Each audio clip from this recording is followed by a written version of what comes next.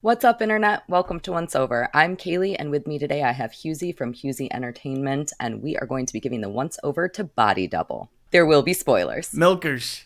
Yes. There will also be milkers. Give it a good once over. Giving us the once over. Giving him the once over. Give me a once over. Down to give us the once over. For a routine once over. Once over. Oh, just once over lightly. So, Body Double, what a weird movie. Before we start talking about it, though, why don't you tell everybody a little bit about who you are and what your experience with this movie is? Well, I remember back when I was a young boy, I used to watch literally every single film. I would somehow figure out a way to watch everything. So even at a young age, I had seen stuff that the majority of adults that I was sleeping with, I mean family members that I knew, hadn't even seen yet. And this came on Channel 4 one night, which always used to show more like darker adult things. And I seen this, and it stuck with me forever, because Brian De Palma films have this weird sort of like sleazy creepiness to them, regardless of whether it's like a Mission Impossible or a Scarface or a Body Double. But this one I remember, because you're also sort of at that age where you're a film fan and you don't actually understand the process of filmmaking. So you're like, they actually got a Predator. They actually time traveled for Terminator. And for this film, I just didn't understand exactly what was going on. But it's also one of those films that you see that you're too young enough to realize that it's kind of shit. I will not disagree with you about that at all. I will say I went into this movie. So you suggested that we talk about this movie because I think that the reason that you brought it up is because I had mentioned that I love voyeurism in films. And I had never seen this movie, and I went into it totally blind. I didn't know anything about it. And after I have watched it, I still don't know anything about it. I don't understand anything that happened. It is weird, wacky, Brian De Palma being weird and wacky. I don't even know how to, I mean, we can explain what it is because, it came out in 1984 and it's about a guy named Jake who just can't catch a break and he gets lost, he loses his job and he gets cheated on by his wife. And finally he has success when he gets a house in the Hollywood Hills. But that is not what is happening in this movie, even though that's what happens in this movie. Yeah, this film is... every director at some point makes it big and they make something unbelievably self-indulgent where they have complete creative control. The most recent example would be Christopher Nolan did a film called, I think it's pronounced Tenant, that is so complicated that you can't explain it. It's just that some obnoxious director who has final cut and a big budget can do whatever they want, and this is Brian De Palma's version, because he, like, even when you look at the cast, I could have sworn that was Bill Maher. Yeah, he really does look like Bill Maher. He really, really does. Yeah, for decades I thought, this film is so shit that Bill Maher went into a political comedy instead of acting. But weirdly, of course, Bill Maher in the film Once Upon a Time in Hollywood played someone that is attracted to younger women. Weird. So I was really shocked. I'm just gonna ignore it. I was really shocked. So this came out right after Scarface, and De Palma actually was trying to get a 3-movie deal, and this was supposed to be the first one. And this movie bombed so badly that they did not let him make the other two. And I'm a little surprised by that because I really did enjoy a lot of aspects of it, and I really enjoyed the voyeurism in it. And it feels like it's part Rear Window and part Vertigo and entirely horny. And those all sound like great things to me. So I would expect to really enjoy it. And much of it I did. But by the end, I was like, what the fuck has happened in the universe? Yeah, and it's so sleazy and creepy that it should have been called, get ready for laughter, Rear End Window. Yes, I like it. I think that would have worked much better. Thank you. There were a fair amount of not only milkers, but rear ends. So Yeah, well, don't be vulgar, Keely. They're pronounced fart boxes. Got it. Thank you. I appreciate it. Thank you. Oh, Hughezy, I always appreciate you. So thoughtful and kind. Thank you. All right, so let's actually start getting into the movie itself. So it opens up with like werewolves, creepy music, and a guy named Jake on a set. And he is playing a vampire, but it turns out that he's a claustrophobic vampire, so he gets paralyzed and has to leave the set. And when I first seen this film as a kid, I always thought, Billy Idol's in this? Yeah. This is going to be amazing. I love Billy Idol. No. Tamper your expectations. I enjoyed the beginning opening sequences. I was like, what am I in for here? Like, did I come into a vampire movie? I couldn't really figure out exactly what was going on. I really like the opening title sequence. I think they're really beautiful. You get these like drippy, like horror kind of letters that have like, they fade from white to red. So they look like their blood drifts. I thought it was really beautiful. It really caught my attention early on. I guess you could say that the letters were body doubling for the real letters. Whoa. But one of the things, though, because this is much like Once Upon a Time in Hollywood, or that very strange... There's a Paul Thomas Anderson film called, I think it's Licorice Pizza or something like that. Yep. Where...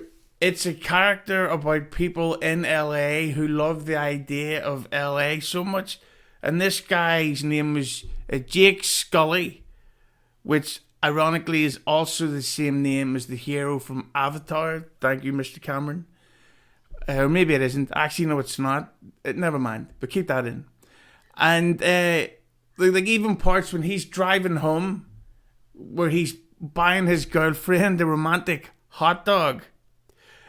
Speaking of which, the first time you see a woman in the film, and I was rewatching this a few days ago and I couldn't help but she's standing beside the hot dog stand as her boyfriend jokingly forces his hot dog into her mouth. Into her mouth. Oh my God. I was like, whoa, we are... And that's not the only phallic and vaginal imagery that we will get. There is much coming up in this film. The amount of penis that got shoved down my proverbial throat when I was watching this film, I was like, okay, all right. I get it, man. I get it. I see what you're doing there, Brian De Palma. When he's driving home, they do the worst, like sort of, what would you call, green screen or back screen projection ever. He's driving like this, like, while this over-the-top romantic old-fashioned music plays, and the part of me is like, this is all in Jake's head. This is how he sees himself, because as you go in through the film, this guy Jake's a creep. Like he's not. He may be the lead, but he's not a nice heroic guy at all. He's a prevert. Yes, he is absolutely a pervert. It's funny, as I was watching this, one of the notes that I wrote down is, don't forget to remind Hughezy that he's a pervert for suggesting this movie. So yes, I completely agree with you, 100%. So you won't let me come on for the Christmas special where we review Sleepers? Yes, let's do it. I hate Ray DeVito. So Jake, he goes home. He's all excited to go and see his wife or his girlfriend, Carol. And unfortunately, he sees her banging some other dude. So we get boobs pretty early on in this movie. But this is the thing that I love about characters in films. It's where they've got such selective hearing. Like, everybody else can hear this woman getting a hot dog of her own, if you know what I mean. And by that, I mean sex from a guy's dick. And how did he not hear this? He's slowly walking around this small apartment.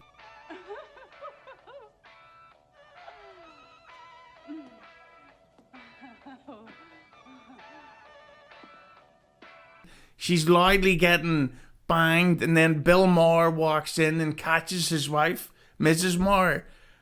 And then he doesn't even like say anything to her, just looks at her shocked. And I hope he left the hot dog there because she looked hungry to me. Yeah. So he later described her as glowing. She was glowing when she was getting railed because she enjoyed it so much. I do think that your point though about him kind of like this being his like fantasy world kind of moment while he's driving in the car. Yeah, you're totally right. He is choosing not to hear the fact that his wife is obviously with somebody in the other room, and he's just like, I'm excited to see her. Where is she right now? And notice that he actually stood there and stared for a little bit, so it's like almost 3D voyeurism. He certainly will become the voyeur of this film, and that is the first time where we really get to see him doing that. So, in response to discovering that his wife is cheating on him, he is like, well, I'm gonna go drink immediately.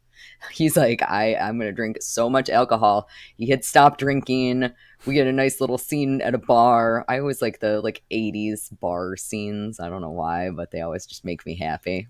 This is the first official shit scene of the film, where the guy, like, so instead of, what's the term is it called, expedition, where you're trying to fill in the backstory, Yes. where he walks in and he's like, I'll have a whiskey, and the guy in the barman says, you quit drinking, remember? Jack Daniels neat. Are you serious, Scully? You quit drinking, remember? Ugh. Like that's just like, I'd love to have been in that writers meeting and it's just, well, what could we say? How will we make this clear? How about if someone says, I'll have a whiskey, and he goes, oh, you're off the wagon, okay. Instead of going, don't you remember? You were so in love with your wife when you moved into that, when you started your career. So the bartender is like, oh, that kind of sucks. Do you want to come live with me? You need a place to stay? Yeah, I guess I do. Which, like, props to that bartender. Pretty cool guy. I wouldn't have said, come live with me. If somebody, like, I bartended for 18 years. I never was once like, oh, do you want to come just, like, hang out with me in my place? That's fine. Let's do that. People love this guy, Jake, so much that everybody wants to take care of him at all times, forever. Even though he's an alcoholic who consistently drinks whiskey and beer, yet never gets drunk or buzzed, which that shit annoys me. If you're gonna have him act like the whiskey, like that, oh god, like that, it's just okay. You've had about 7 shots. Could you at least slur a little? Could you Just a tiny bit. Yeah. And this fucking, I thought that was very weird that everybody he meets immediately wants to go out of the way to help super nice tit-watching Jake. Yeah, it's so weird because he doesn't seem to have a lot of redeeming qualities. I mean, he kind of seems like a dweeb. A dweeb with an unusually shaped face. Yeah. Really loud sneakers. I really have a problem with the what's the term? The Foley people in a lot of these films where everybody has to have noise doing everything. And I've got ADD, believe it or not. So when you hear these sneaker sound effects, it's like, you're fucking torturing me here. Stop walking. Can somebody sit on a bench and speak? Well, there are an awful lot of entirely silent parts to this film, which we'll get into a little bit more. But I mean, that was, you didn't have any sneaker squeaks during those. I would. That's the good thing about films being set in deserts. You don't have to worry about any of those footstep things. And I really should take medication for my ADD, but I will not do it. And you can't make me. I won't even try. I'll just talk to you about Oasis and then Body Double, and then we'll get on to another topic. Did you know Oasis is the greatest band of all time? I've heard that at least once before. Thank you. But the next thing, so Jake moves into the house of the barman who reminded Jake that he just started drinking. So the next day, Jake's going through the papes, looking for auditions with zero hangover, despite the fact that he drank a load of whiskey for the first time in a row. And it's like, could you at least have him sitting there at the table going like, oh God, my fucking head, or like chugging water or something. Instead, he's just relaxingly sitting and going, yeah, I'll do this. I'll go to acting class. Disgraceful.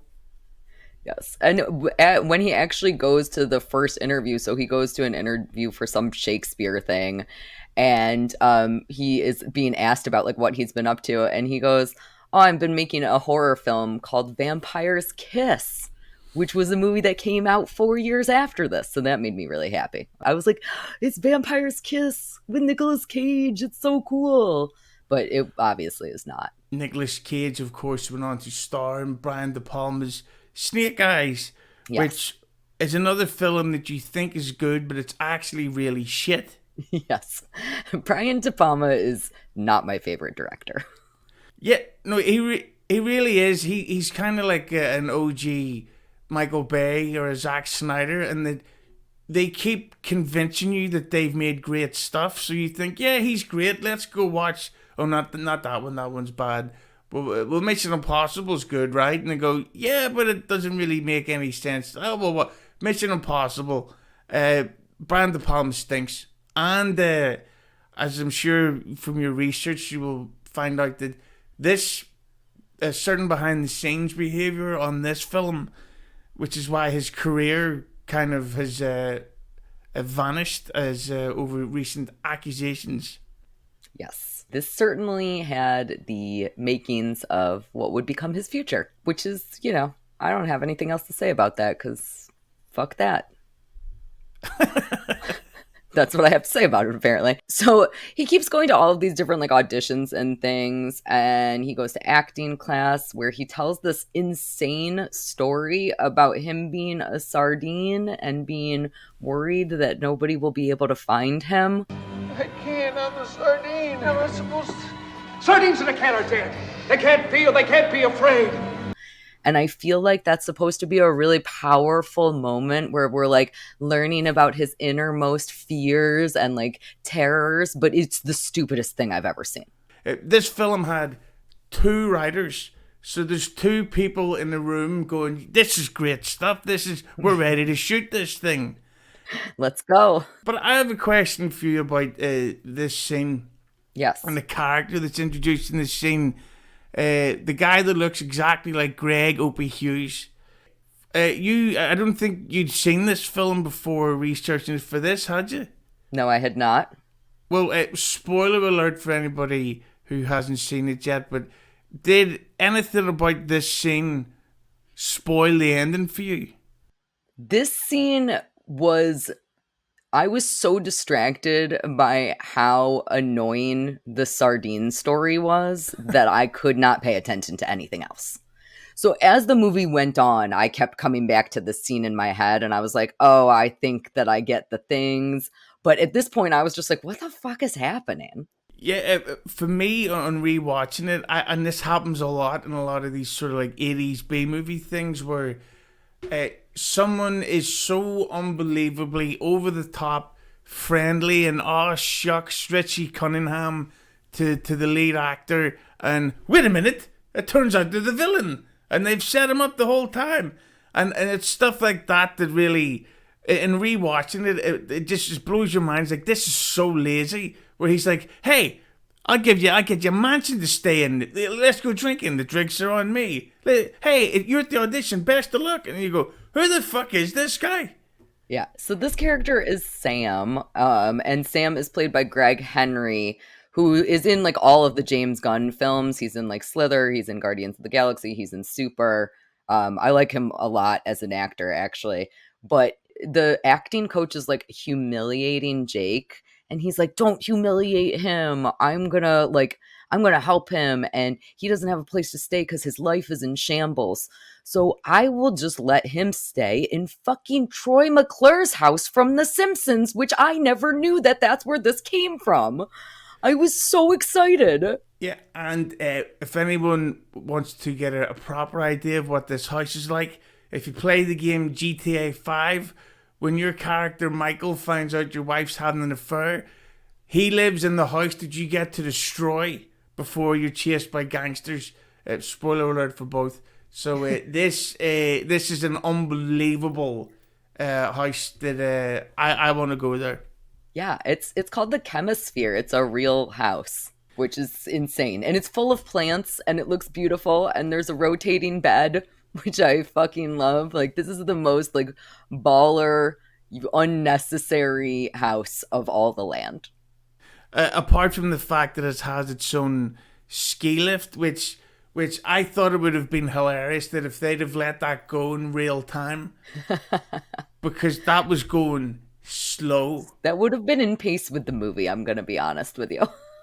Yeah, like if there was like if they did like a chase scene where they put like da, da, da, da, da, da, da, da, music as this ski lift is slowly going up, and then Jake's in there having a beer as he waits, and his wee sneakers as he's warming up around the ski lift. That's what we need. We need the remake with extra ski lift and less Wagner and milkers. Yes. It's funny because I actually, during a scene that happens later in the film, when he's being a voyeur and he needs to go and help somebody, I was like, just run out of the house. What are you doing, you freaking wuss? And then I was like, oh, he literally can't because he's got to wait for that damn ski lift. He's helpless up there. He's sort of trapped in this big, beautiful mansion. And this big, beautiful mansion in the Hollywood Hills, like I said, it's full of plants. There are these giant fish tanks. But it also, most importantly, has a telescope. Showtime. Yeah, this is potentially the sleaziest scene ever. Specifically when you hear, we're going back to the accusations that Kaylee made, that So I Can't Be Sued, where allegedly Brian De Palma had multiple actresses, sort of call them female actors. Okay. He had them audition by doing this dance for real. So, and he actually would film the auditions of actresses getting naked and, let's just say, flat out flicking their bean on camera, which he just has kept stored up in a file somewhere. And it's one of those things where, like, we understand they're trying to set up that this guy Jake's lonely and he sees the lady across the street. But if they'd have put half of the time spent on this dance as if they had have put into the ski lift stuff. Yeah. like she does a full-on solo lap dance in full time. Oh, yeah. And it's also, I mean, it's very saucy. I'm not sad that I'm watching it. The actress who does this is a former Miss USA. We get to see boobs. It's great, but it's extremely performative. So in this big, beautiful, in the chemisphere, in this gorgeous house, we have Sam telling Jake, like, hey, look through this telescope. You can totally watch this chick dancing around. She does this every single night. And now you just have two dudes, like, creepily watching this woman. She do this a lot? Like clockwork, every night. Every night. And it's creepy because Sam is still there while Jake is watching her. Yeah. Like, I don't like anything about that scene. And you're 100% right. De Palma got a lot of accusations about this. The way that I have heard those accusations, I don't know if this is accurate or not, but I've heard that he was like having people come back to his house to do those filmings. I mean, it's not a good look, and it is a saucy scene. Yeah, and the thing is, it definitely is when the creepiness begins, because there's one thing, if you accidentally see somebody doing that once, you can get away, I guess, by watching once, but when you go back to do it again and again, which is what Jake does. You know, he's an unlikable, sleazy Bill Maher guy. And that being said, there was part of the second time he viewed it, or he was perving at the lady, that I thought was kind of what De Palma does, that's genius, where he'll have these big, giant, wide shots. Like, there's a shot of Jake, he's staring out at her house, and then there's like a spark in the corner. So Jake with his Bill Maher face is like, what's that? So he sort of zooms in on the spark and he catches this fucking like huge Indian looking guy who's, what was he doing? Building a satellite dish? Yeah, I called him Hat Man in my notes, but I had no idea what he was doing. It looked to me like he was also watching the girl. So at this point, it's like everybody's a voyeur. Everybody, I mean, we obviously get to know a lot more about Hat Man later in the film. But at this point, everybody is just watching her because she's doing this sexy, sultry, performative dance. She clearly wants people to be looking at her when she's doing this. Yeah, and it also, this goes back to the thing of the music, of the film sort of being in Jake's head. That when he's watching her, there's like this sort of like romantic, playful 80s synth music going on.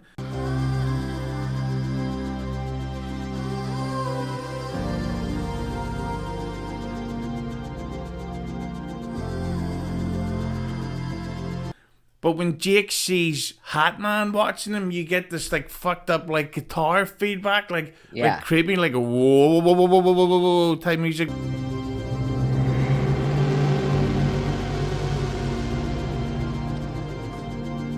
Which like, oh shit, something's wrong because that guy's perving, not because I'm doing the same as Gene Hackman or whatever you said his name was.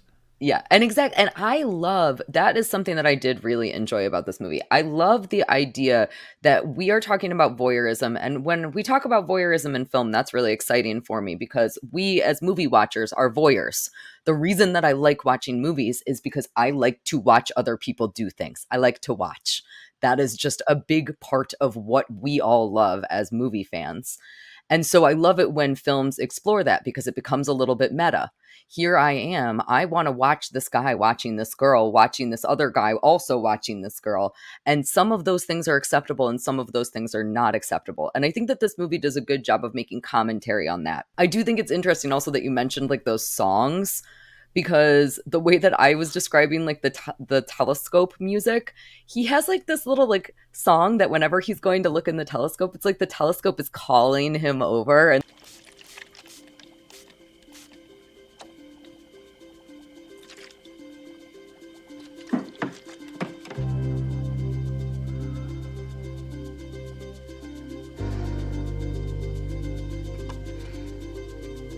like, I feel like it's like the Pied Piper. Like, it's so stupid, but I love it a lot.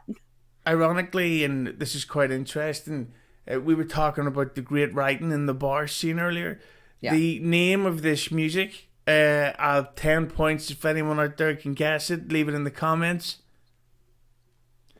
It's called Telescope.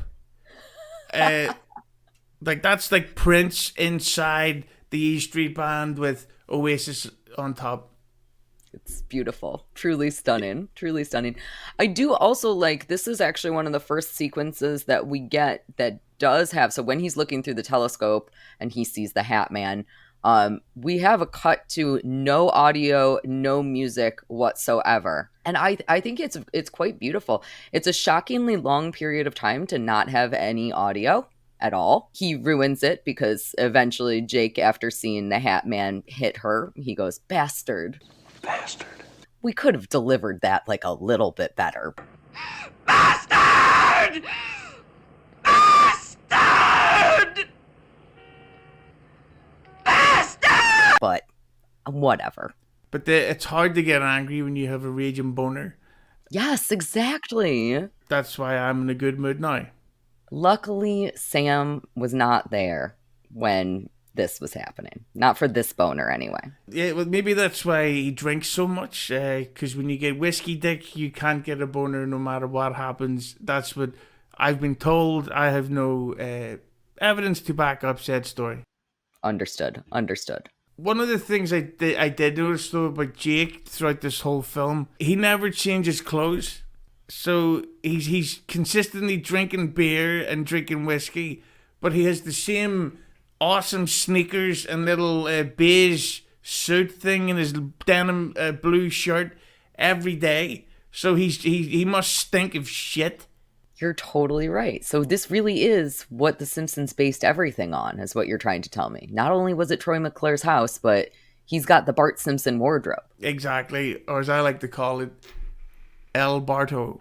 Yes. What would Homer's version be of El Barto? I can't think of anything that would even sort of parallel the same thing. El Horrible. That's actually pretty good. I actually really like that one. So Jake witnesses this crime being committed against this woman, and he becomes like obsessive about it. So he sees her leaving. He sees Gloria leaving, and then he sees the Hat Man following her. And then in response to that, he's like, "Oh, well, I'll just follow her too, because that's reasonable." Exactly. This is the thing that which shows you how warped this guy Jake is that he is trying to save this woman by the stranger who's doing exactly what he is also doing. And but again, this is like, it's like the sort of the romantic music is he follows this woman around as she goes in and buys underwear, and of course and he sits and watches her try on as they call them Chiant covers while the romantic music plays. He's like, yeah, but I'm trying to protect her. And he follows her uncomfortably close. He like goes and like listens to a phone call that she's having, and he's just like standing there on the payphone next to her. Like, it's really, really, really uncomfortable. I don't like it. And this is another section where we have a huge chunk of time with no music and no sound. But also, it's again back to the De Palma thing where there's a shot of Jake. He's sort of following the lady walking around this, what do they call them, malls? Yeah. So it's a big wide shot of all these people out shopping. I mean, you see Jake in his awesome sneakers following this woman, and then out of nowhere, the hat man, or do we call him the electrician Indian guy, turns up, and we see that he's like sort of running after them. So it's the whole thing of like, oh shit, this seems dangerous. This is creepy. That's the stuff in the film that I loved. Yeah, I did too. At this point, I was very much asking myself, what the hell is his end game? What does he expect to happen after he's done following her? What is he expecting her to do? I just could not figure that out for the life of me. And this was also when I really started to think that he was the bad guy. Before all of this, I was like, all right, Jake's a little bit of a weird perv, but I'm not going to fault him for that. And then this, when he starts really following her, I'm like, what the fuck, dude? Do you mean as if the hot guy was like Jake's subconscious? Like he's like, oh, well, I'm not doing anything wrong. It's actually this evil random Indian electrician who's stalking her. It couldn't be me. That's interesting, actually. That would make a lot more sense than I think this movie actually makes. That would have, oh fuck, we've just made a great body double remake. Yeah, I actually legitimately, I think that would be 1,000 times better than what we ended up getting. Somebody recut this movie right now. Oh. I love it. You know what I did like, though, about the chase scenes? So, like, when he's, like, stalking her and watching her try on the underwear and stuff. So, obviously, the hat man is also there and also following her around. But security ends up calling on Jake. Did you notice who it was? No. It was Zool from fucking Ghostbusters. Zool called security on Jake, and it made me really happy. Who's that? From Ghostbusters. The first one? Yeah. That lady was Zool? Yes! I gotta go back and rewatch Double Entry or whatever this film's called. Body Double. I know. I was like, I had to pause the movie because I was like, wait a second. I'll give you trivia.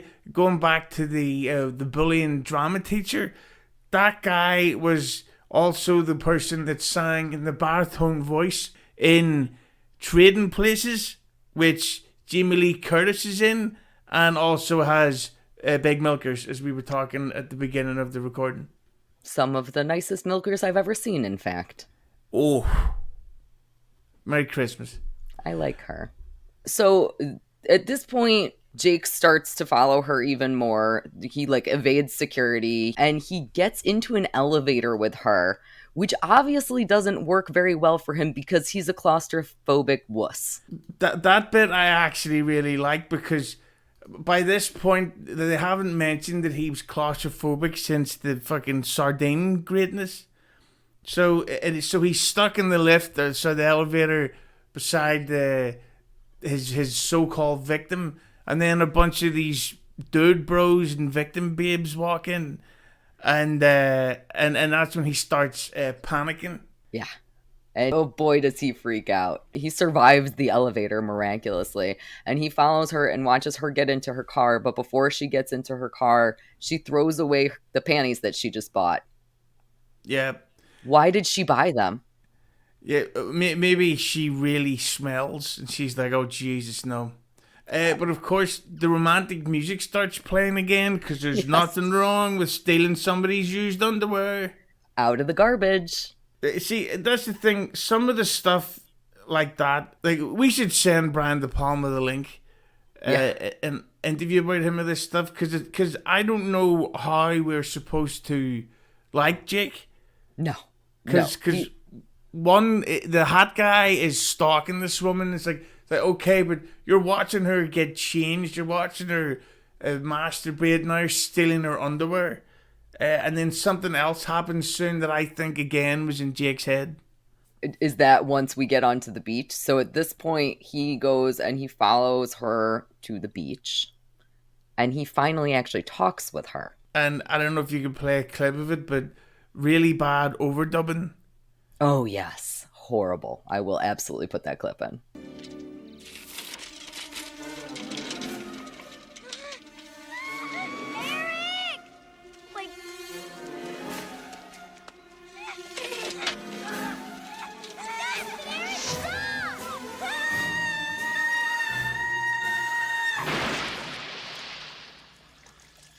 Yeah, it's shocking. You've been following me, haven't you? Yeah. Why? Did my husband hire you? I would love to know why her voice wasn't used. Maybe she accused De Palma of whatever behind the scenes. So he's like, right, fuck this. No, I know what happened. He had promised whoever did the voiceover the role if she kissed him in the trousers. And she probably did. So he technically did give her the role. Only it was says, well, you give me oral, so you're only getting an oral role. So there you go. That's how Hollywood works. I'm glad that I know that now. Very glad that I know that. So Jake is finally talking with Gloria, and he's like obviously excited about it. I mean, I didn't notice a boner, but I'm sure he had one. And then they're about to kiss. Why is Gloria gonna kiss him? Like, she clearly is aware that he's been like stalking her around. But just before they kiss, the Hat Man runs up and snags her purse. This was filmed so badly. Like when he was chasing him over on the beach. Like it was like all these weird camera angles where they're just running and he's going, "Hey, stop!" And it's like, it's very badly done to the point where, like, there's some parts in this film where I think part of it is De Palma wanting it to be bad on purpose. Like if you ever seen, we were talking about self-indulgent filmmakers. Quentin Tarantino did a film called Death Proof. And it's shit, and some of it is like, no, there's no way that the guy who did Jackie Brown made this. Like, you can't make this that good and then this that bad. And that's, I think he was somehow trying to make the chase look bad deliberately. I hope to Christ. So he has gone on record saying that he hates how that chase scene looks. So I don't know if that supports your theory or if it doesn't support your theory, but he was not happy with how that was filmed. Yeah, I would have loved a close-up of the sneakers in the sand. And I'd love to really hear that squeak on the dust. Like, oh, now that's voyeurism or whatever you said. Yes, yeah, that would have been perfect. The chase, of course, leads them. So now Jake is chasing Hatman, and they get to a tunnel. Because of course they do. Because of course Jake is claustrophobic. And because of course we need to have a vaginal canal. So the two men just run straight down that vagina. Except for the fact that Jake can't do it because he's a wuss. And he can't be reborn because he's a horrible person. Is, I don't know, my interpretation of everything. Exactly. And I remember this back as a kid, seeing that part for the first time. And that's when it got like a legitimate scare.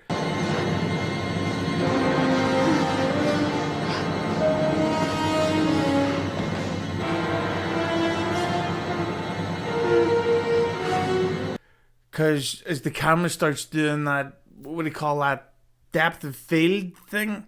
That De Palma loves. Yeah, and then the bit when the Hat Man does like a yells out and cheers.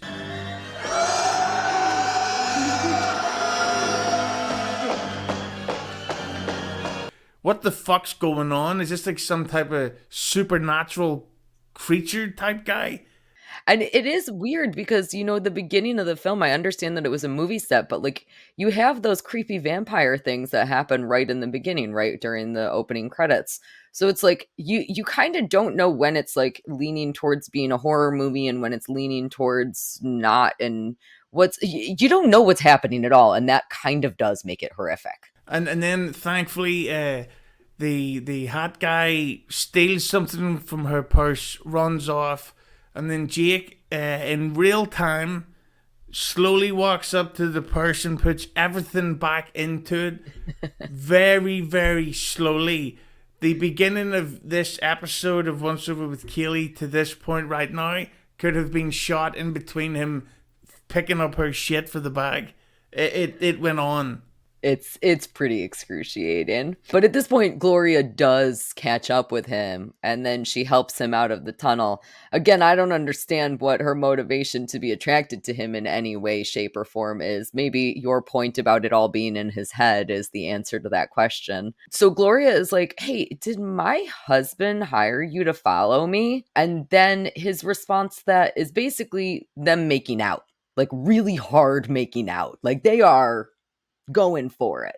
Yeah, but that brings me back to the theory that it's all in his head. Yeah, because like the way this is like filmed, like old school rotating camera thing against the back projection, and even spins her around the first time they ever kissed, and he's like, "What the fuck are you doing, Bill Maher?" Yes. Like, I just met you, and you're trying to bend me over in the beach after you passed out in the alleyway. Like, this is insane. So at first, when I was watching this sequence, I thought that it was a film set. I was like, oh, everything I've been watching has been a film set because we started the movie off on a film set. So I was like, oh, it's a movie. Like, that's why it's so weird and wacky. But then when they started spinning the camera around and you get those full 360 views, I was like, well, if the idea was that this is a film set, I would be able to see the camera crew and stuff, and I can't. So is this real? Is this dream? Is that like, what the fuck is happening, and why are they making out now? Yeah, that's why I thought this was ridiculous. Like, this was the one of the parts where you're trying to enjoy it, but you're just like, no, this is like the Crow remake, which I've seen recently. And you loved it? It was your new favorite movie? Better than Oasis? Well, nothing's better than Oasis. Not even Jamie Lee Curtis's Milkers, but the Crow remake, I was so expecting it to be the worst film ever that I ended up not hating it, but I'll never watch it again. Okay, all right. Well, that's reasonable. That's reasonable. So Jake goes home after all of this, and he leaves Gloria a voicemail, and then he just spies on her again, because why wouldn't he? Like, all right, you've made out with her. Maybe don't watch her dance around because we're friends with her now? Maybe? Yeah, it really is. It's gotten to like official creepiness. It's like, do you ever get when somebody's phone gets hacked and nudes get leaked? Yeah. It's like sort of that thing. It's like, right, should I look at this stuff? I shouldn't do it. It's there, but I shouldn't do it. But then if you do end up doing it, it's like, no, Jake, this is wrong. Yeah. And don't do it. Yeah. And unfortunately for Jake, he wasn't able to see her dancing around playing with her Wagner. He ended up seeing something much worse. Yes, he did.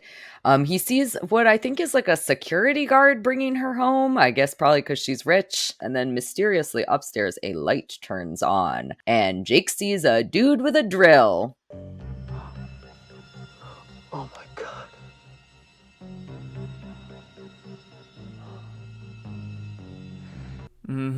A big old long drill with two big fucking power cords at the base. Yes, very phallic, one might say. Indeed. And he just watches. He just watches like a total friggin' wuss. Again, this is when I was like, go help her, dummy. This is why we're spying, so that we can help her and save her.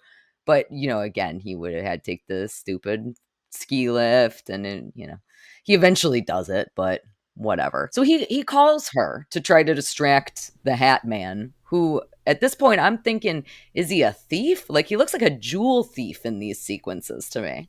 Yeah, thankfully beforehand his very good close friend. Opie calls him to make sure that everything's okay with the house that he's sitting in. And then suddenly his new girlfriend that he definitely made out with and really likes him deep down is being attacked in her house.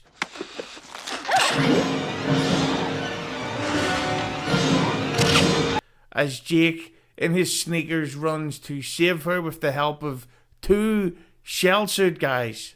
He just grabs them off the street. He's like, "Come on, guys, there's a bastard in here." Yeah, yeah. So stupid. It's so stupid. So the Hat Man is strangling her. He is not wearing a hat at this point. I guess I should clarify that. But, you know, it's the Hat Man in my heart always. Yes. And this, I actually really liked the sequence of him strangling her because it felt very like 1960s horror to me. You get like the cord around her neck, her toes are dangling. You get all these close-up shots of like her mouth and her eyes kind of moving over to the side. I think that was probably for me the height of this film. And the reason for that is because it just copied the 1960s and even more into like the Giallo stuff. Like it just copied all of that. And that's why I liked it. I don't know who that is. I like the Fast and Furious franchise. I know you do. But this brings me back to the judging it by the first time I seen it. I remember this being a really intense, creepy scene because you've no idea who the stalker guy is. Because, of course, in the tunnel when he yelled, they put an effect on his voice, and it's like, is this guy like half creature? Is he a mutant? What's going on here? Why did he want the diamonds or whatever it was he stole from her? It's pretty intense, and it gets quite gory. Yeah, it does, because even though Jake is trying to help her, Hat Man ends up putting a drill to her back.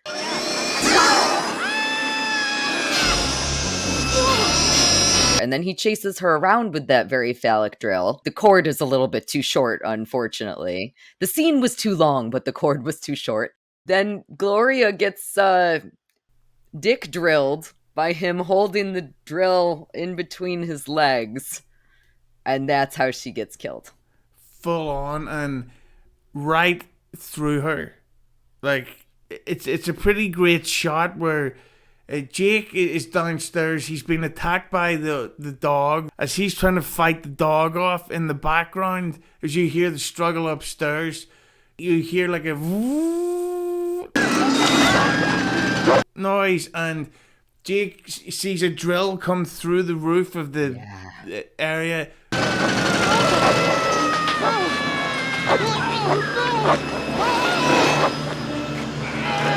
And then blood starts shooting around the room because this bitch is gone. Yes, she is gone. It is too late. And the Hat Man sans hat escapes, which is even more horrifying. This is definitely a very scary part of this film. And Jake is the only witness to this crime. And he's a sex pervert, so the detective and the cops don't like him. They're like, you're literally a peeper. Nobody will trust what you say. You're my only witness to this murder, and you're a peeper. In my book, that's a pervert and a sex offender.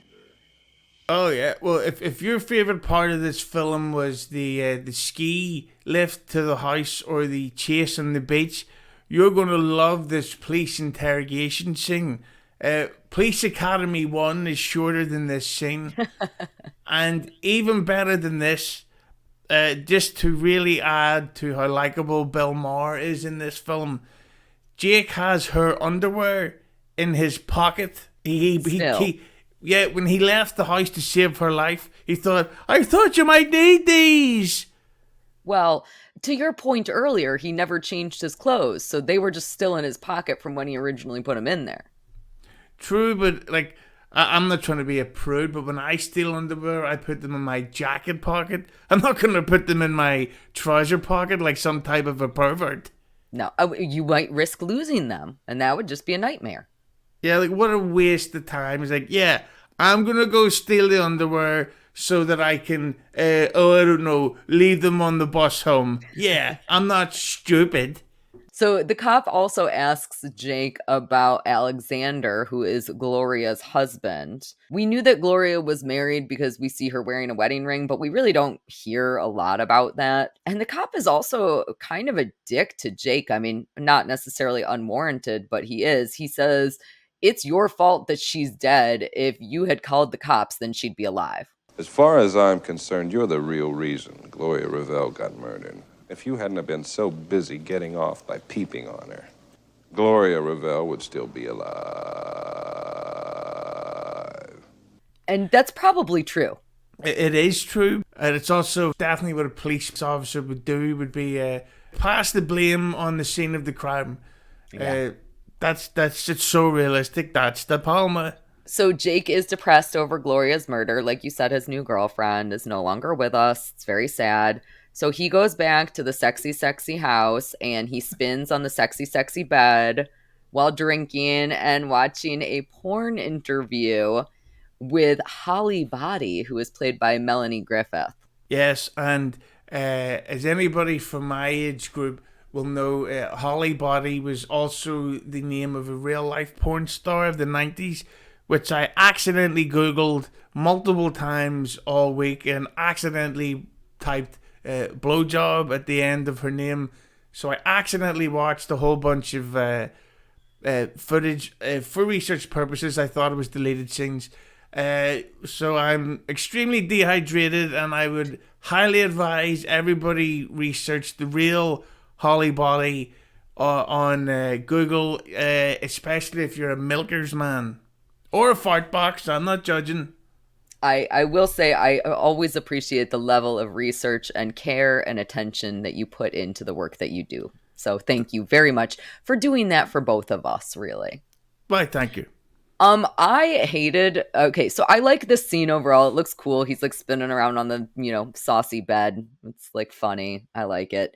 But there's a point where one of the porn stars, I can't even remember if it's Holly Body that actually says it or not, but she like gets the words expositionist and exhibitionist confused. You are an expositionist? Yeah. Do you mean an exhibitionist? Yes, exhibitionist, yeah, I'm sure. I just get so excited when I know. And I was like, all right, bring on the exposition. Like, I know that you're just about to explain more shit to me. I get it. Not only are you telling me that you're about to do a butt ton of exposition, but you literally made a joke about it before you did it. Honestly, though, at this point, I was kind of craving it because I was like, I still don't really know what's going on. So I was like, okay, somebody explain something to me, which nobody really ever does, except for that, don't you remember, Jake? You don't drink. You haven't drank in a really long time. Stupid. But one of the things about this scene, which at the time what it does seem like it was a good way for De Palma to crowbar in a bunch of naked women, because there is a lot of random quick nudity of women.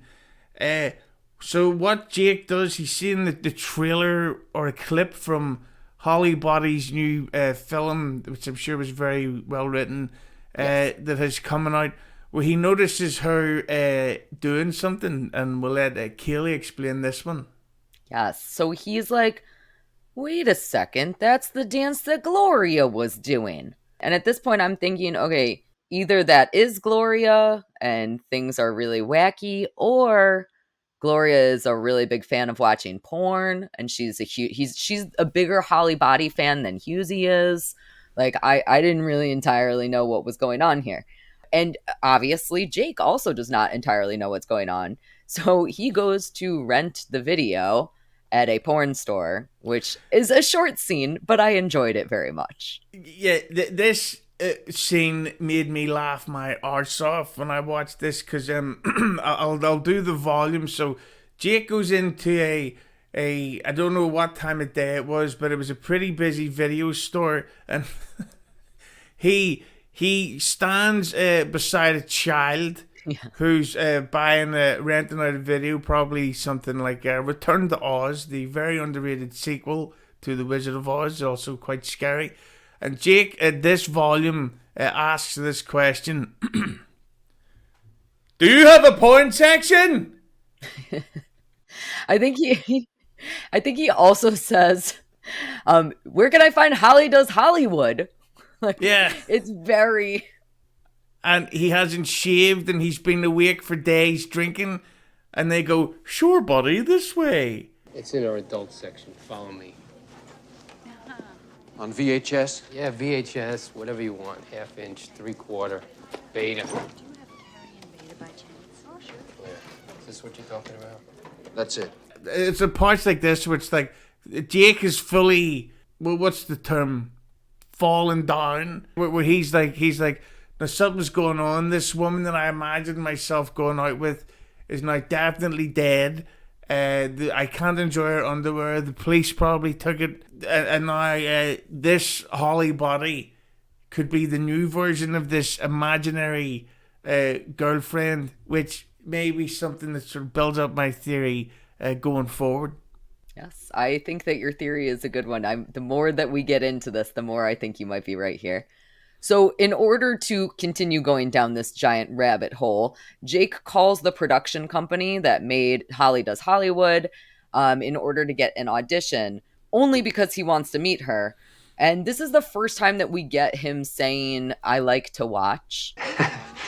I like to watch. We get a couple of I like to watches throughout the film. And I do like that, but I think that line delivery, like if you've ever seen the movie Being There, which came out in 1979, that movie does that so much better. I like to watch. If you're going to say I like to watch in a movie about voyeurism, that has to be like primo delivery. And I don't think that it was here. Maybe this spoof film was called Flicking My Bean There. Get it? So he was playing the porno version of, what was that guy's name? Peter Sellers. Yes. Yeah. I like that. I don't think there has ever been a porno version of Being There. We could do a porno version of anything. You don't even have to change the name of it. Sideways. There you go. We've got a porn version without having to retitle anything. Perfect. I love it. But this was part of the stuff that what kind of makes me think is all this shit in Jake's head. Because he once again goes for an audition in the exact same clothes as earlier.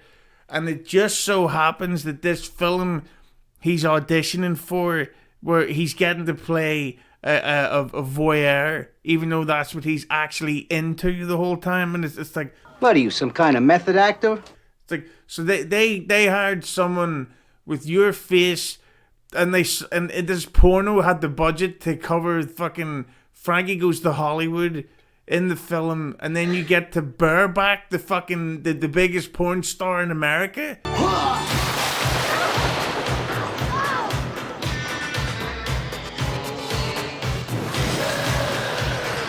Magically. Yeah, and then even after he fucks. Oh, by the way, Frankie Goes to Hollywood are great. I went to see them last Christmas at the Waterfront Hotel, and it was a wonderful, magical time. And there was like 100 people there in a venue that holds about 1,000. Very awkward, but I didn't care. I was fucking hammered. That's crazy. So not only does Jake get cast as the lead in this unbelievably elaborate, expensive porno shoot, he then fucks her without a condom, which is always a good sign in the porn industry. I don't know how much we can get away with saying this. Finishes inside her. And then the director wasn't even worried about the fact that they couldn't get the special images that you only get in porno caught on camera. The shot that they wanted. Where's the cum shot? Huh? Cum? The cum shot. I thought we were doing body talk here, not Last Tango. Yeah, and it's just like, what the fuck? Like that's why, to me, this entire sequence of the audition to the filming of the porno to the sex scene was all in Jake's head. That is an insane scene. And it represents a crazy cut and a crazy tone shift in this movie.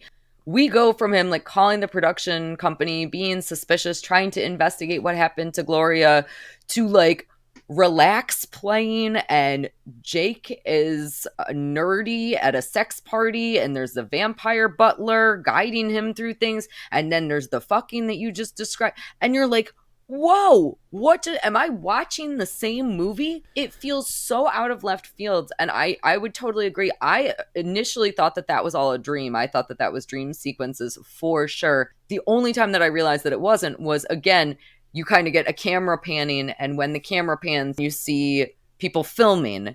And I was like, oh, okay, this is them filming a movie. And then I was like, oh, right, we were at the audition. He got the part. This is where... But it took me a very long time to get there. It should not have taken me that long to get there. Yeah, and this really goes back to the whole self-indulgence thing, because it's like, this must have taken, because it's a real, like, to be fair, it is a visually brilliant scene. Yes. Like a choreographed orgy or whatever it is to relax. And you just think, like, that must have cost a lot of money to do, and it's only in it because... De Palma, probably most of the women in that film, they give him beaches or handy J's over the previous months during pre-production. So he had to figure out a way to legally put these budding actresses on camera without getting sued. Like I'm going to sue Ray DeVito. I don't want to talk about it. Okay, but we never have to talk about him. But then it comes to a very weird thing where Jake is now a porno producer, and that's why I think that whole sequence possibly was in his head, because it's like, wait a minute, you fucking auditioned to get a role in the film to meet her, and now you're just flat out pretending to be somebody else after you fucked her. This is mental. And with the most insane amount of macho bravado that you can possibly imagine. Like, he walks in there and he's like, hey, babe, like, what? Yeah, like, and I'm like, what did you, but no, you're a claustrophobic vampire. Like, you're a giant wuss. Nobody has ever thought that you were cool. You don't even think that you're cool. And now all of a sudden you think that you're cool. And you're not. And so he basically tries to buy her into being in his movie. And we know that he has other ulterior motives here. We know that he's just trying to talk to her. But it's a very chaotic almost. Yeah, and then there's a thing where they have like a business meeting, and it's just one of these things where she lists off all the stuff that she won't do in this made up film that Jake's promoting to her. I do not do animal acts. I do not do S&M or any variations of that particular bent. No water sports either. I will not shave my pussy. No fist fucking, and absolutely no coming in my face. I get...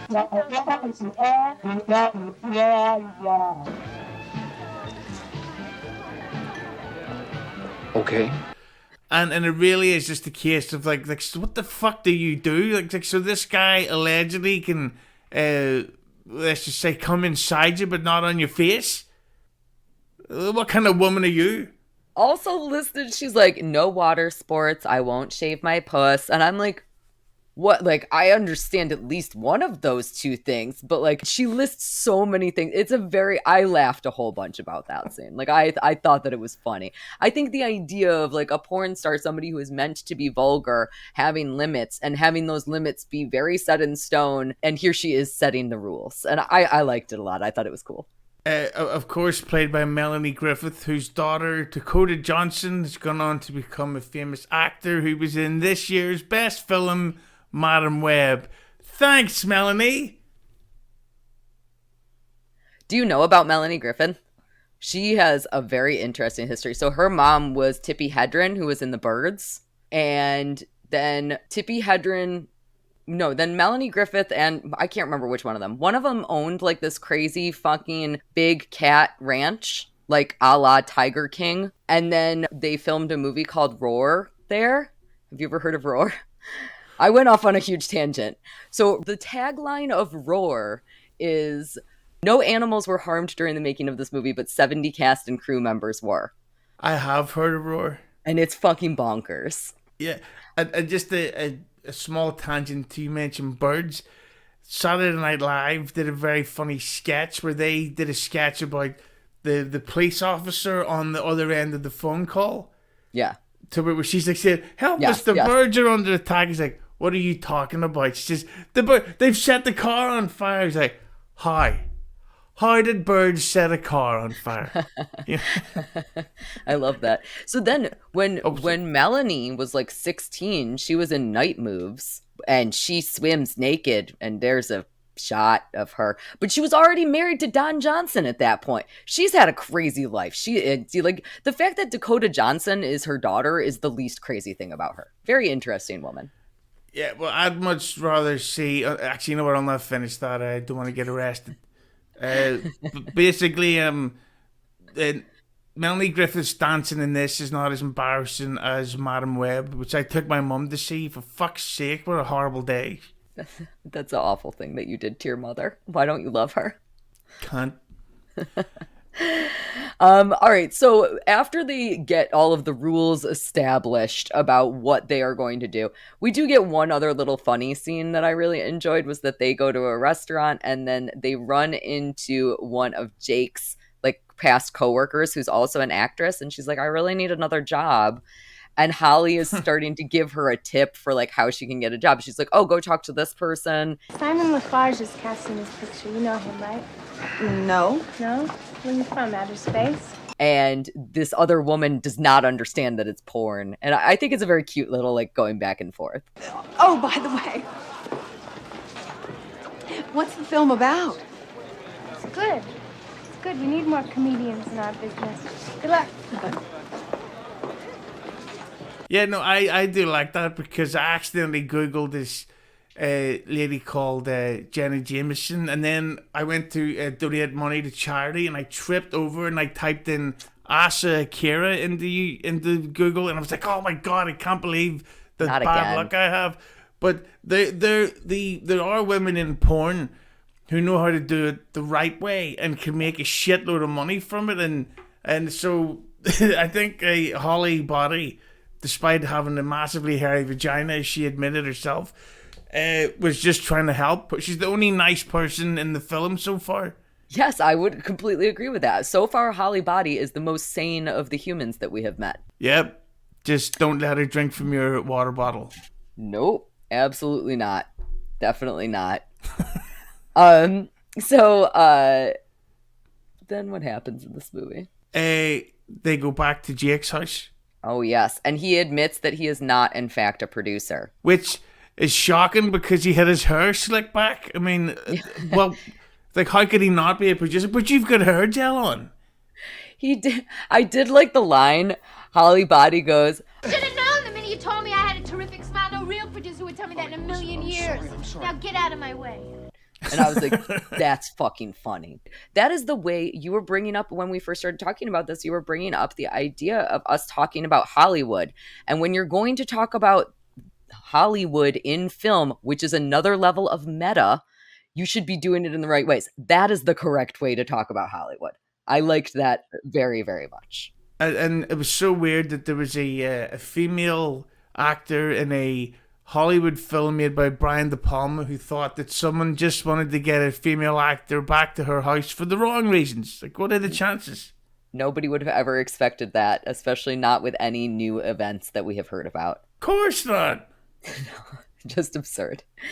So as the two of them start talking, Jake is like, you were the girl in the window. Like, look over here. You were dancing in the window. That was not Gloria. And I think that somebody is playing a practical joke on me. So I need you to help me figure out who set this up. Why were you the one dancing in the window? Now, I have a little bit of a question about this. Because if Holly Body was the one who was dancing in the window all along, where was Gloria during all of that time?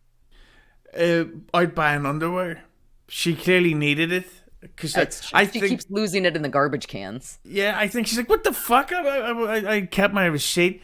I think that's what it was happening. The Indian guy would break into the house, steal the underwear, and then she's like, I'm fucking freezing down here. Why do I keep going through underwear so quickly? Yeah, I cannot kick this fucking cold. What is going on here? Better not be the HIV.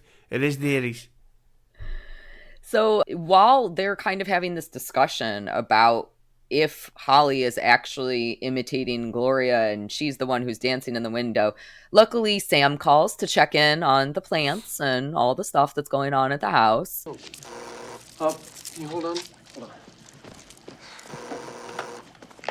Hello? Hey, Jake, it's Sam. Hey, Sam, how you doing? Can you hold on just a second? But that's why that's why Sam's such a good guy. Couldn't you imagine?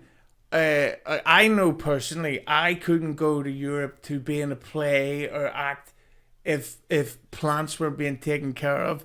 It's a disturbing thought, and I would actually say anybody watching this review, if you know anybody with plants, you call them now and ask them how their plants are. This is a serious issue, and I think this could be the year that we stop plant abuse.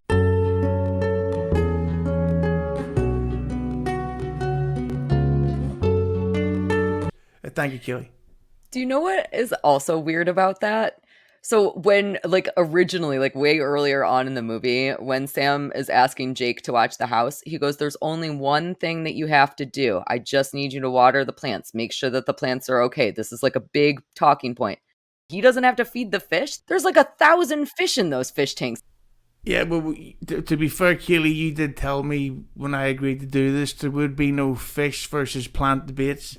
So, all right, we can move on to the next topic. Let's move on to the next topic. So Holly does say, she's like, yes, that is the man's voice who hired me. That's him. Got some company there, huh? So she is saying that Sam is the one who hired her to go and dance in the window. And this leads Jake to start thinking that Sam is a murderer. You and I were set up by a murderer. And that Holly was hired to ensure that he was watching this murder take place. He wanted to be sure that I witnessed the murder. That's why he hired you to do your routine. So the whole thing was, in fact, a setup. Exactly. He has worked out that the Hat Man and Sam, the plant carer, have been working together this entire time. It's a shocking twist that could never be guessed immediately from the start when Sam was so over-the-top friendly nice to a stranger who he met on the steps at an acting school. And then we get a little bit of exposition here. And then Jake runs off and tells the cop, he's like, I was set up. Scully. Oh, yeah. Hollywood's busiest sex offender. Sam cast me as the witness, as if this whole thing is a movie role, when of course it is not. So it turns out, and then again, this is where I really start losing everything that has happened in this entire movie. So now at some point we figure out that Sam is in fact Alexander, who is Gloria's husband. I don't remember exactly how we get there, but at some point that is said. Like, I feel like Jake just says it, and I'm like, okay, all right, I believe you. Yeah, it's like an ID is found or something. So meanwhile, Holly is trying to go. She's like trying to leave, and there's a major car crash, which is preventing Jake from chasing her again. So Holly finally gets into a car, and Jake goes to the police, and then he sees Holly getting killed.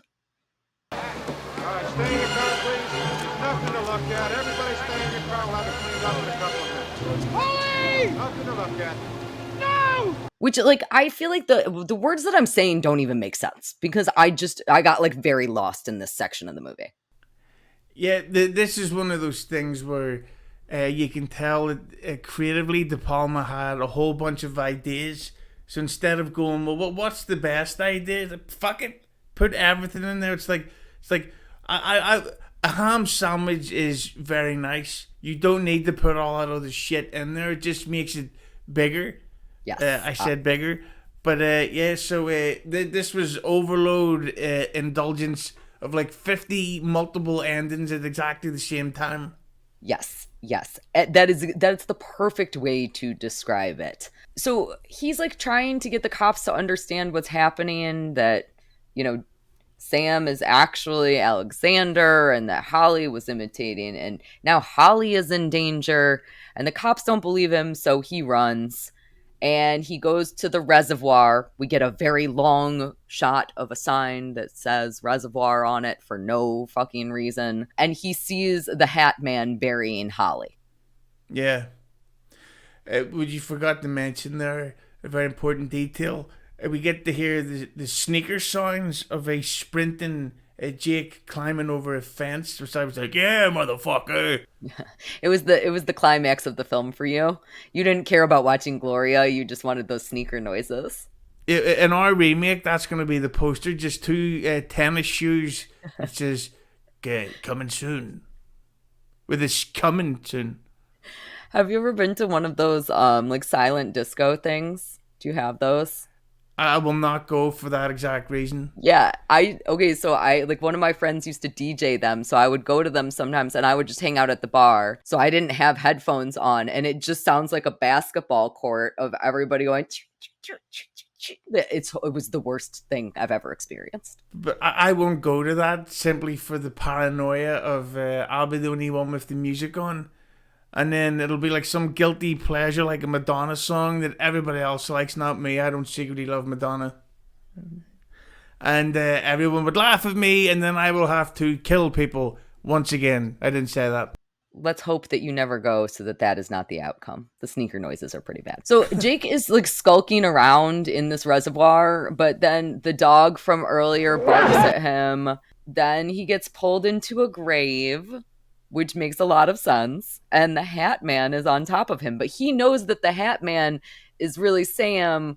So he does the mask pull out. He Scooby-Doo's Sam. Yeah, it turns out that this Sam had been doing, should we call it red face this entire time. Yeah. So not only is he a murderer, but he's also a racist, which is even worse these days. It is 1984, so we do have going for us that our society was different then. But also, you're right. What was your reaction when you found out they were the same person? Did you see that coming, or was that a shock?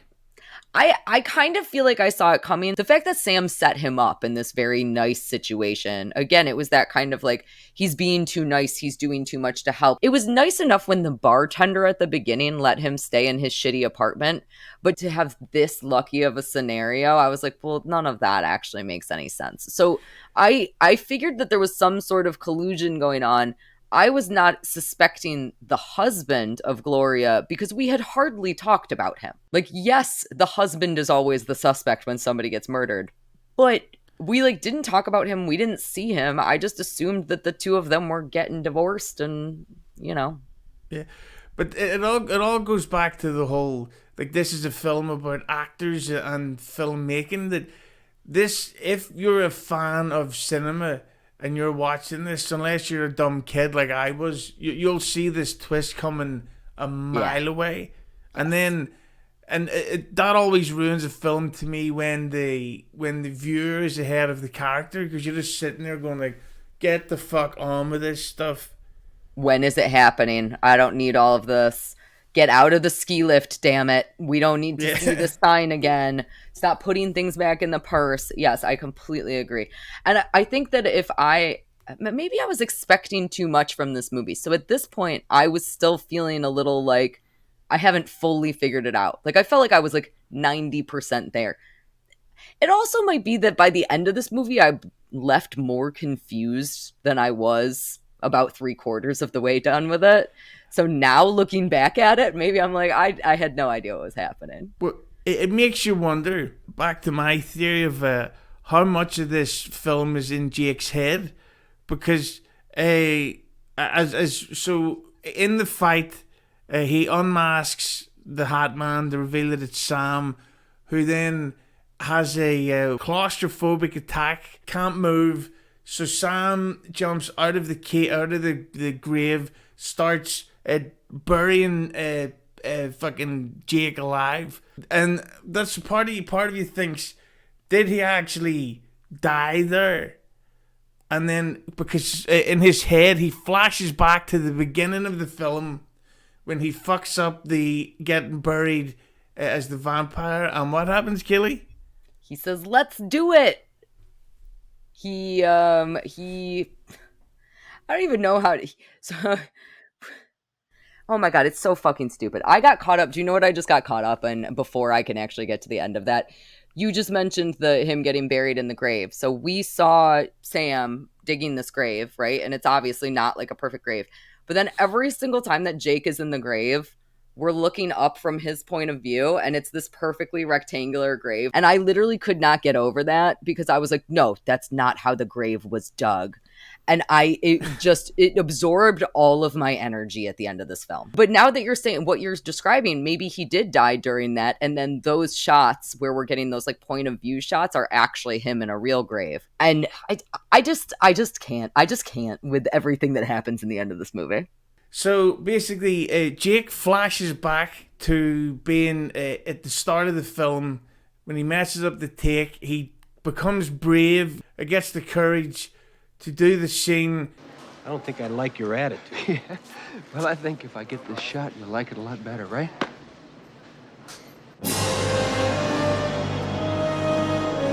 Which then brings him back to the present.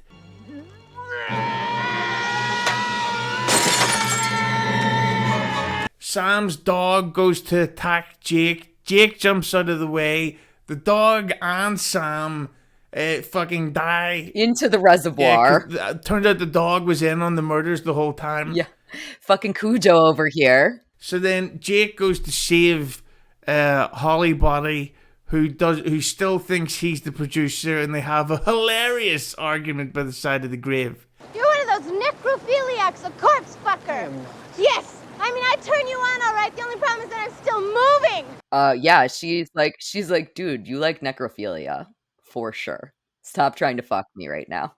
Exactly. So is she dead? And this is in his imagination? That's your point makes more and more damn sense. But then it gets to legitimately. I remember seeing this as a kid, and even back then, when you're a real creepy teenager, you're like, what the fuck is this ending? Where I'll try and say this as unvulgar as possible. So in the end credit scene, it is revealed that Jake has been rehired again from his vampire film. There's a scene where his Billy Idol character is about to a vampire attack a woman in the shower. So they cut the scene and they bring in, that's right, a body double who has a giant, big fucking tits. And I don't mean to use the F word. Fucking big milkers. There's then literally a close-up, an extended close-up of her tits for what, 20 seconds? If not more. While he fake bites her and blood and water runs down her tits.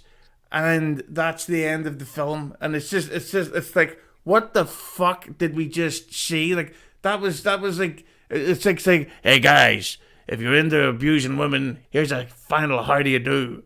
And it's just like, this is insane. Like, that should not have been in the film. It's absolute insanity. And again, it caps both the beginning and the end of the film. So the end of this film, it is very much, we are getting to see all the production crew setting up the body double. We're behind the scenes. We're standing in the studio. And that is how the movie started out. And I will say that I like that we are ending where we started. But does that mean that everything in the middle was just total fucking trash? And if so, why did I waste my time on it? Yep. But the ending, the whole sequence is so silly and over the top that to me it's just like, this is all in Jake's head where he's like, yeah, I got my job back and I killed the guy and I avenged Gloria and that fucking dog that bit me, he's dead too. Plus Holly's now my friend and this woman has big tits and we have a great scene and it's all really a lot of fun. Yeah, it's just great. It's great. This body double, it's one of those things that you see when you're younger and you think's good, but on that with an adult point of view, I would give it a double thumbs down. So I would say that this is one of those movies that you like when you're like, yeah, I think younger is the right term, but like in your like late teens or early 20s, when you think that you're being cerebral, you're like, yeah, man, I get that movie. I understand everything that happened and it was so cool. And even though it was very sexual, it wasn't exploitative. And, you know, like I feel like that's how people want to talk about this movie. I don't feel like that at all. There were plenty of things that I enjoyed about this film. It sucked though. Like I'm not a fan of it. I'm not a fan of it, even though there were plenty of things that I enjoyed. And that's kind of how I come out of all De Palma films feeling is yeah, all right, I liked this one aspect of it. If I could take just this one little scene and just keep that little bit right there. But this, and you've used this term a couple of times, it comes across as so self-indulgent. It's so self-obsessed. It feels like a passion project in the wrong ways. And I love voyeurism in films. This might be the worst voyeurism in films because I'm literally watching De Palma crash and burn when I'm watching it. And that does not make me happy. I don't want people to crash and burn, you know? And what makes it even worse is hearing what we've heard about De Palma and the women in this film. It just it adds a layer of sleaze to an already over the top film. Like that lady at the end, Christ knows what she had to do to get cast in that role, and it's just unbelievable that like it's like there's a person I know, I don't want to say the word because you might get flagged on YouTube, but I call them Empire Records fans. Like if I ever find someone that celebrates Rex Manning Day on the social media, I may have to have them killed. I understand. I could never imagine doing that.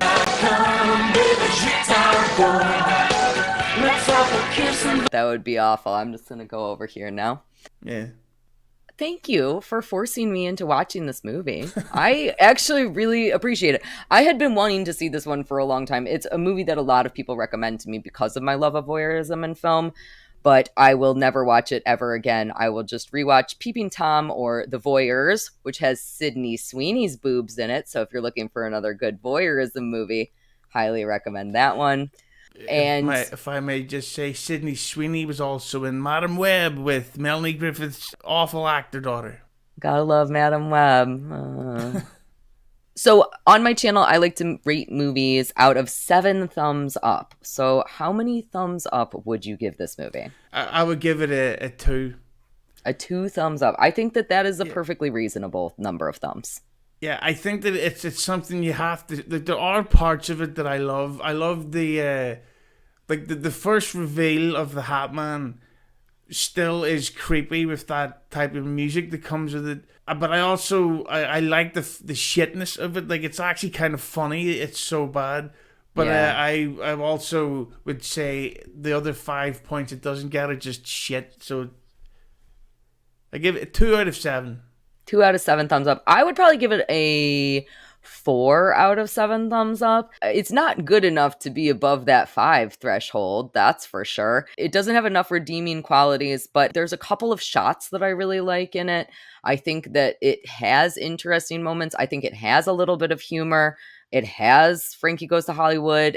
There's a couple of things that I really do enjoy about it. So I can't completely knock it, but it really, I'm never going to watch this ever again. Maybe it should be a 3. I don't know. It's not great. Yeah, if you haven't seen this as a kid, just don't watch it now. It's it's bad. Revert back to your memory. I do like your theory, though. I think that your idea that, maybe it's all in his head. I think if I rewatched it with that framing and I could just ignore a couple of scenes, that I might enjoy it. You and I really might need to remake this at some point. Yeah, if Zack Snyder's out there, we're very willing and able. And think of the Dude Bro songs you could put in here. Like you could have a woman in the shower with, I don't know, Break Stuff by Limp Bizkit playing. Maybe like, you could throw a beer on her. It'll be great. It'll be perfect. Well, thank you again so much, Hughezy, for coming and joining on my channel. Will you tell everybody a little bit about where they can find you? At the Hughezy on Twitter and Instagram, specifically Instagram because my account is pretty much dead. You will be able to find my videos of me enjoying Frankie Goes to Hollywood there. Shockingly, I was hammered at it, which you'd never be able to tell. And also, when it comes to YouTubing, I'm at the most sarcastically named channel. It's called Hughezy Entertainment. I don't like it being called that, but I've plugged it for years, so I can't change it now. Where you will find people such as Kaylee there reviewing. I tend to do director reviews. I have multiple interviews with people like Anthony Cumia. Speaking of multiple guests, I years ago interviewed the director Alex Porras, who directed the original Crow. And thanks to the disasterness of this remake, all those video clips of him that have been going up by thousands. So go to Hughes Entertainment on YouTube and you will find all kinds of interviews from genres all over the world. That's great. And of course, everything will be linked down below as well. You guys should definitely check out Hughezy. I love talking with Hughezy over on his channel about which directors suck. I'm surprised we haven't done Brian De Palma yet, but I think that both you and I already know how we feel about that. If you ever want to do that, I'm available. So we're here. Sexism's great. All right. Well, thank you again so much, Hughezy, for joining, and thank you guys all for watching, and I can't wait for the next one. Bye.